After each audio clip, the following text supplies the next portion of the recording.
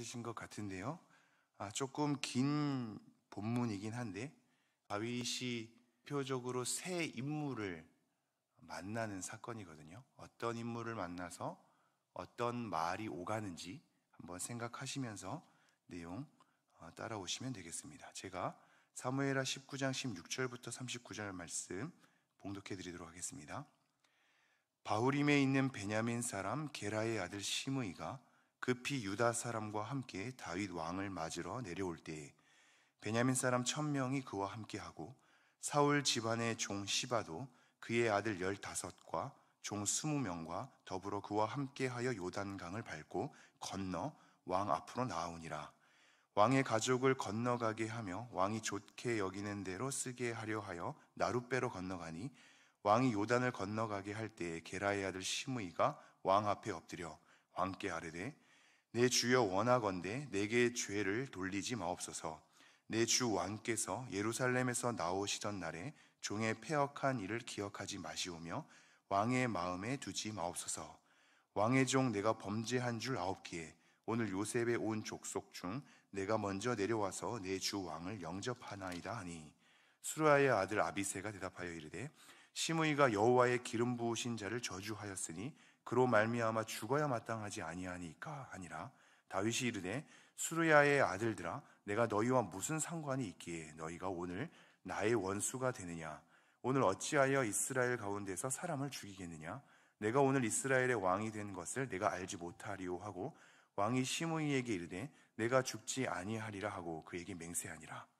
사울의 손자 무비보셋이 내려와 왕을 맞으니 그는 왕이 떠난 날부터 평안히 돌아오는 날까지 그의 발을 맵시 내지 아니하며 그의 수염을 깎지 아니하며 옷을 빨지 아니하였더라. 예루살렘에서 와서 왕을 맞을 때 왕이 그에게 물어 이르되 무비보셋이여 내가 어찌하여 나와 함께 가지 아니하였더냐 하니 대답하되 내 주 왕이여 왕의 종인 나는 다리를 절므로 내 나귀 위에 안장을 지워 그 위에 타고 왕과 함께 가려 하였더니 내 종이 나를 속이고 종인 나를 내 주 왕께 모함하였나이다. 내 주 왕께서는 하나님의 사자와 같으시니 왕의 처분대로 하옵소서. 내 아버지의 온 집이 내 주 왕 앞에서는 다만 죽을 사람이 되지 아니하였나이까. 그러나 종을 왕의 상에서 음식 먹는 자 가운데에 두셨사오니 내게 아직 무슨 공의가 있어서 다시 왕께 부르짖을 수 있사오리까 하니라. 왕이 그에게 이르되 내가 어찌하여 또 내 일을 말하느냐. 내가 이르노니 너는 시바와 밭을 나누라 하니 무비보셋이 왕께 이르되 아뢰되 내 주 왕께서 평안히 왕궁에 돌아오시게 되었으니 그로 그 전부를 차지하게 하옵소서 하니라.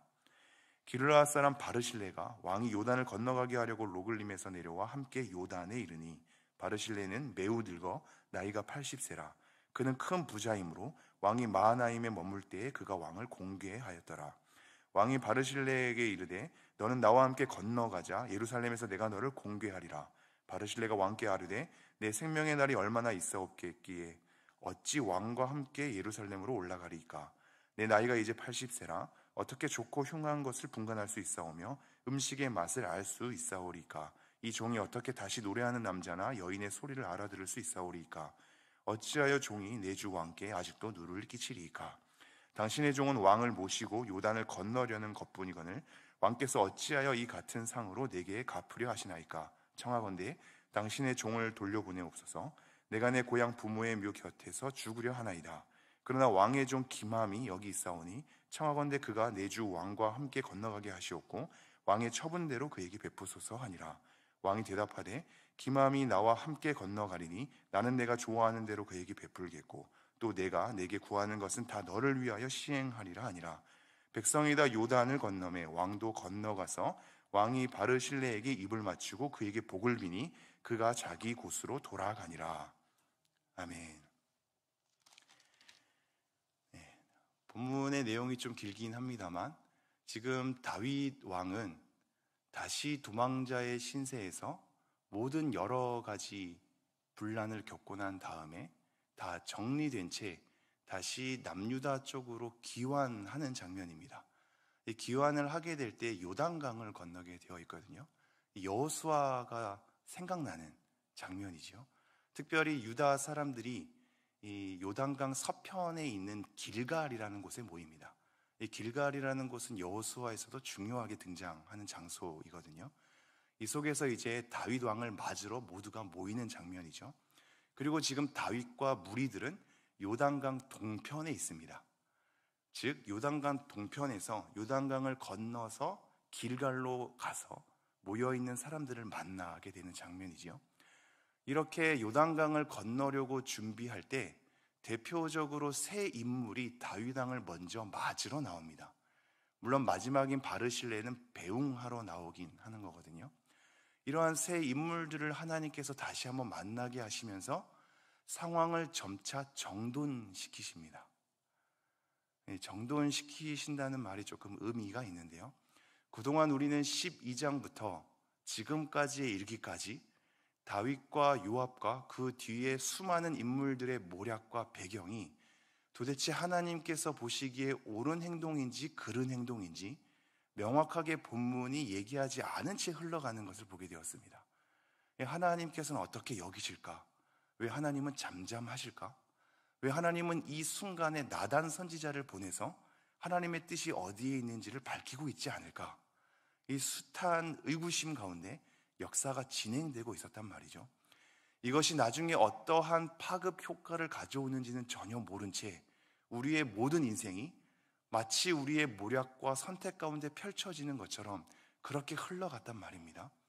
이렇게 흘러간 모든 인생들 가운데 하나님께서 어떻게 여기시는지는 모르겠지만 여전히 그 모든 것들은 하나님의 눈 안에서 펼쳐지고 하나님의 손 안에서 진행되었다는 것을 우리는 계속 붙잡았습니다. 여전히 하나님은 신실하신 겁니다. 우리에게 보이지 않아도, 우리에게 손에 잡힌 바가 없어도, 특별히 하나님의 말씀이 명확하게 우리에게 던져지지 않아도 하나님은 그 자리에 계시며 우리의 인생과 함께 있고 하나님의 선함으로 이끄시고 말죠. 다윗에게 약속했던 모든 것들을 다시 한번 세워간단 말입니다. 알 수 없어도 진행되는 하나님의 손길, 이것이 사무엘 하에서 줄곧 등장하는 내용입니다. 그리고 나서 혼란을 겪어서 모든 분란들을 다 잠재운 뒤 마지막으로 이 세 인물들을 대표적으로 만나면서 다시 왕으로서 귀환하는 그 길목에 이 상황들을 정돈시키신단 말이죠. 이 정돈하는 이 장면들을 한번 잘 헤아려 봤으면 좋겠습니다. 이 첫 번째 정돈이 지금 19장 16절에서 시므이라는 사람이 나오거든요. 제가 16절 한번 읽어드리죠.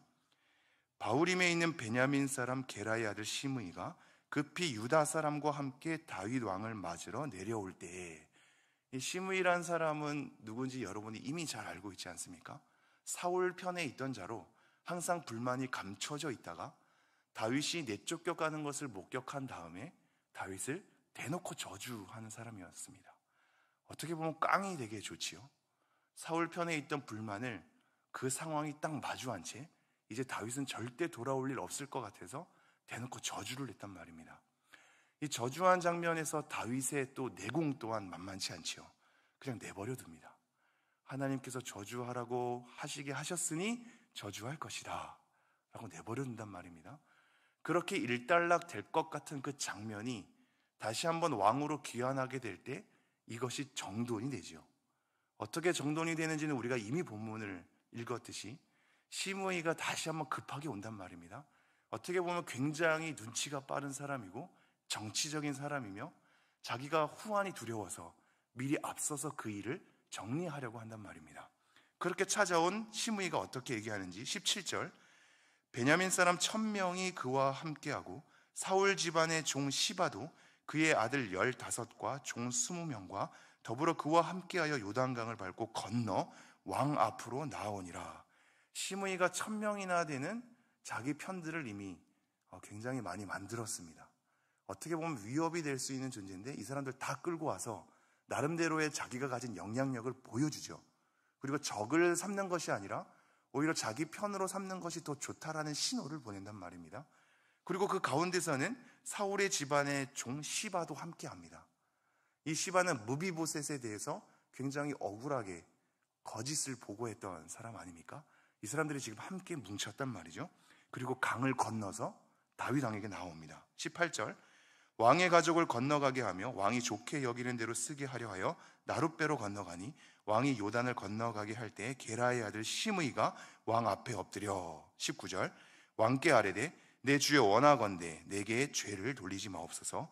내 주 왕께서 예루살렘에서 나오시던 날에 종의 패역한 일을 기억하지 마시오며 왕의 마음에 두지 마옵소서. 20절 왕의 종 내가 범죄한 줄 아옵기에 오늘 요셉의 온 족속 중 내가 먼저 내려와서 내 주 왕을 영접하나이다 하니. 지금 시므이가 자기의 죄를 고백하고 있습니다. 물론 그의 심정이 어땠는지 본문에서 명확하게 알기는 어렵죠. 하지만 그가 그동안 했던 행적들을 돌아볼 때 지금 이것은 후환이 두려워서 자기가 생명의 위협을 느낄까봐 오게 되는 어떻게 보면 처세술입니다. 그렇게 보이는 것이 더 농후합니다.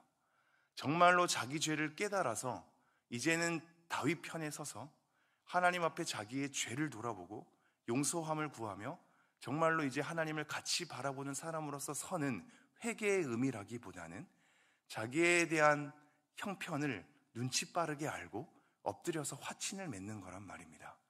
이의 죄의 고백이 정말로 하나님께 용서를 구하는 것인지 아니면 그 용어만 빌어서 순간의 위기를 모면하는 것인지에 따라서 하나님 앞에 중심이 달라질 수 있겠죠. 지금 시므이는 하나님 앞에 중심이 돌아온 것으로는 보이지 않습니다. 처세술이란 말입니다. 그렇게 교묘하게 자기의 죄를 고백하는 듯 위기를 모면하려고 하죠. 이때 21절 수르야의 아들 아비새가 대답하여 이르되 시므이가 여호와의 기름 부으신 자를 저주하였으니 그로 말미암아 죽어야 마땅하지 아니하니까 하니라. 22절 다윗이 이르되 수르야의 아들들아 내가 너희와 무슨 상관이 있기에 너희가 오늘 나의 원수가 되느냐? 오늘 어찌하여 이스라엘 가운데에서 사람을 죽이겠느냐? 내가 오늘 이스라엘의 왕이 된 것을 내가 알지 못하리오 하고 왕이 시므이에게 이르되 내가 죽지 아니하리라 하고 그에게 맹세하니라. 다윗 왕은 죽이지 않습니다. 죽여도 되거든요. 시므이가 1000명이나 끌고 오지 않았습니까? 지금 누가 봐도 위기 모면하는 처세술인지를 안단 말이죠. 그래서 이들이 나중에 가서 또 문제를 일으킬 수도 있습니다. 다윗 왕의 입장에서는 처단하는 것이 맞아 보입니다. 그런데 처단하지 않죠. 근데 이것이 단지 정치적으로 내가 이제 온 이스라엘의 왕이 되었으니, 또 그러한 구절들이 나타나지 않습니까? 온 이스라엘의 왕이 되었으니 굳이 적을 만들 필요 없이 평화의 왕으로서 등극하겠다라는 정치적인 태도로서만 보기에도 아쉬움이 남습니다. 우리가 꼭 그렇게 읽어야만 하는가? 다윗 왕이 수많은 우여곡절을 겪으면서 기껏 다시 왕으로 돌아오는 그 길목에서 정치적인 처세술로 다윗도 이것을 맞이하고 있을까를 생각하기에는 저는 또한 그렇지 않아 보입니다. 다윗 왕의 마음의 깊이가 저주를 저주로서 내버려 두고 하나님의 일하심을 목도했단 말입니다. 그런데 그 목도의 결과가 우리가 그 가운데 어떠한 것이 옳은 것인지 잘 모르지만 결국은 하나님의 약속이 다시 한번 지켜지죠. 그러한 은혜 가운데 저주를 다시 한번 화친으로서 변하게 하는 하나님의 은혜의 일하심 가운데 저는 차마 죽음으로써 그것을 안갚음하지 않았다고 읽혀집니다. 정치적인 면모도 있겠지만 하나님의 일하심 가운데 저주의 언어를 화친의 언어로 바꾸신 하나님의 깊이 속에서 그것을 처단하지 않는 다윗의 기품이 있지 않을까 싶은 마음입니다. 24절 보겠습니다. 사울의 손자 무비보셋이 내려와 왕을 맞으니 그는 왕이 떠난 날부터 평안히 돌아오는 날까지 그의 발을 맵시 내지 아니하며 그의 수염을 깎지 아니하며 옷을 빨지 아니하였더라. 지금은 또 다른 사람, 사울의 손자인 무비보셋이 내려옵니다. 여러분이 잘 아시다시피 두 다리를 다 쓰지 못하는 자입니다. 근데 이미 앞서서 시므이와 함께 나왔던 시바라는 이 종이 원래 무비보셋을 섬기는 사람이었는데 다윗이 도망자의 신세로 전락했을 때 시바가 교묘히 와서 그들에게 먹을 것을 주고 자기의 무비보셋, 자기가 주인으로 섬기는 무비보셋에 대해서 모함한단 말입니다. 다윗 왕을 배신했음을, 그래서 모든 재산을 자기에게 돌릴 것을 굉장히 교묘하게 다윗에게 얘기한단 말이죠. 세상에는 진짜 머리가 잘 돌아가고 교묘한 사람이 많은 것 같습니다. 시므이의 처세술을 봐도 그렇고 시바라는 사람의 머리가 돌아가는 그것을 봐도 그렇고요. 이러한 사람들이 또 되게 잘 되거든요. 잘 되는 것이 억울하지만 되게 잘 됩니다. 참 교묘하지 않습니까? 굉장히 재빠르게 이렇게 하는 사람. 그런데 말입니다, 무비보셋은 어떠한 상황이었냐면 사실 다윗은 알지 못하는, 그 누구도 알아주지 않았을 텐데 다윗이 도망자의 신세로 전락했을 때 그가 돌아오는 날까지 어떻게 보면 돌아오지 않을 수 있거든요. 정말로 장사 지내는 것처럼 발을 맵시내지 않았답니다. 즉 발톱도 깎지 않고 발도 씻지 않았던 겁니다. 그리고 수염도 깎지 않았습니다. 옷도 빨지 아니하였습니다. 이것은 장례를 지낼 때 하는 행동이거든요. 자기를 맞이하였던, 원래 어떻게 보면 적의 가족들이어서 처단해야 마땅하지만 자기를 왕자로 취급하는 다윗의 은혜를 입은 이 자가 은혜를 원수로 갚지 아니하고 다윗이 떠나간 그 빈자리 가운데 정말 장례 행렬을 연상시키듯이 아무것도 씻지 않고 깎지 않고 옷을 빨지 않고 있었단 말이죠. 이거를 누가 알아주겠습니까? 아무도 안 알아주거든요. 아무도 안 알아주고 끝장날 수 있는 인생일 수 있습니다. 그런데 이러한 억울함을, 이렇게 모함당함을 이 무비보셋은 지속시켰죠. 아무도 알아주지 않아서 자리를 박차고 일어날 수 있는데, 다시 한번 자기도 반대편 선에서 설 수 있는데 끝까지 그것을 유지하는 굉장히 의로운 사람이었단 말이죠. 이것이 나중에야 오해가 풀립니다. 지금 이 장면에서 다윗에게 모든 장면을 아뢰어서 억울함을 푼단 말이죠. 그런데 이 억울함을 푸는 장면에서도 굉장히 의미가 있는 것은 다윗이 그것을 알고 시바와 무비보셋에게 재산을 반반 나눠준단 말이죠. 그런데 이 무비보셋이 마지막에 얘기하죠. 저는 그 재산 때문에 이런 것이 아니니 그 모든 것을 다 시바에게 다 줘도 됩니다. 이렇게 마친단 말입니다. 다윗의 입장에서는 시바의 모함을 깨달았기 때문에 무비보셋에게 다시 한번 다 재산을 돌릴 만도 한데, 시바가 그동안 자기에게 했던 행동들이 있어서 자기의 병사들에게 먹을 걸 제공하였고 또 앞서서 맞이하러 나오지 않았습니까? 그래서 그것을 그냥 몰수하는 것으로 안갚함하지 않고 반반 나눠준단 말이죠. 어떻게 보면 굉장히 꺼림직한 내용일 수 있으나 양편을 다 고려해서 처단하는 왕에 대한 면모를 다시 한번 보여준단 말입니다. 그러나 우리가 한 가지 놓치지 말아야 할 것이, 오해와 원한으로 쌓일 수 있는 모함당한 이 사건이 오해가 풀리는 사건으로 지금 정돈이 됩니다. 지금 이 만남들이 하나씩 정돈이 되시는지요? 저주의 언어가 화친의 언어로 정리가 되고, 지금 모함당해서 억울했던 장면이 오해가 풀리는 장면으로 정리가 됩니다. 그럼 마지막 세 번째 만남은 어떻게 정리가 될까요? 31절. 길르앗 사람 바르실레가 왕이 요단을 건너가게 하려고 로글림에서 내려와 함께 요단에 이르니. 이것은 짧게 정리하겠습니다. 바르실레는 이스라엘 사람들이 아니거든요. 이스라엘 사람이 아님에도 불구하고 다윗이 도망자의 신세로 전락했을 때 그를 먹이고 재우고 입히고 도와줬단 말입니다. 그것이 공개하였다라는 단어입니다. 보살폈단 말입니다. 나이가 많이 들매도 불구하고 다윗 편에 서서 다윗을 도와준 사람입니다. 이러한 사람에게 다윗이 제안하죠. 함께 건너가자. 내가 이 은혜를 갚을 수 있도록 내가 당신을 이스라엘 백성들과 함께 지내면서 이제 내가 당신을 복양하겠다라고 얘기하죠. 하지만 바르실레는 이미 나이가 들었으므로 내 고향 땅에서 자기가 죽게 될 것을 간청하면서 자기의 아들로서 보이는 기마음을 보낸단 말입니다. 서로의 은혜를 주고받는 관계에서 아들의 대까지 이어지는 관계로, 축복의 관계로 가죠. 은혜를 받고 공개를 받아서 서로 자기의 챙김을 받았던 관계가 이제 그 다음 세대로 이어지면서 서로 축복하는 관계로 마무리가 된단 말입니다. 정리하겠습니다. 지금 이 세 만남을 통하여서 그동안 다윗이 줄곧 왔던 여러 과정들이 하나씩 정돈이 됩니다. 저주의 언어가 화친의 언어로 바뀌게 되고요. 억울함으로 당할 수 있는 여러 가지 오해의 상황들이 다시 한번 정리가 되는 것을 보게 되죠. 서로 그 오해가 푸는 것으로 말입니다. 그리고 이미 자기가 신세를 졌던, 그래서 은혜를 입었던 관계가 다음 세대로까지 축복해 줄 수 있는 관계로 확장되는 것을 보게 됩니다. 우리도 수많은 사람들을 만나게 되지요. 그리고 수많은 사람들과 이별을 하게 되고 또 다른 새로운 만남들을 갖기 마련입니다. 그 수많은 만남들 가운데 우리는 하나님 앞에서 그 사람을 만나고 그와 지내며 다양한 것들을 겪게 됩니다. 우리 또한 배신을 당하게 되고 누군가 우리를 저주할 수 있으며 우리는 또한 어떠한 오해 가운데 모함을 당하게 되고 우리가 또한 어떤 사람들을 모함하면서 오해를 품기도 하지요. 그러나 그 가운데 잔잔히 우리에게 은혜를 허락하시는 축복의 관계 또한 하나님께서 허락하실 때가 있습니다. 이 수많은 인간상, 인간의 모든 상들을 세 가지의 만남을 통해서 보내주며 왕으로서 지도자로 서게 될 때 숱한 백성들의 다양한 인간 군상들을 우리에게 보여줍니다. 우리 또한 여러 만남들을 만나면서 숱한 상황에 처하게 된단 말입니다. 그리고 우리 인생을 겪게 되죠. 그러한 가운데 우리도 다윗처럼 하나씩 정돈해 주시기를, 우리의 만남 가운데 저주가 축복으로, 모함이 오해가 풀리는 것으로, 축복을 입고 은혜를 입은 관계가 그 다음에 더 확장되는 축복의 관계로 하나님께서 선하게 인도해 주시기를 간절히 소망하는 오늘의 말씀이 되기를 간절히 축원합니다. 기도하겠습니다.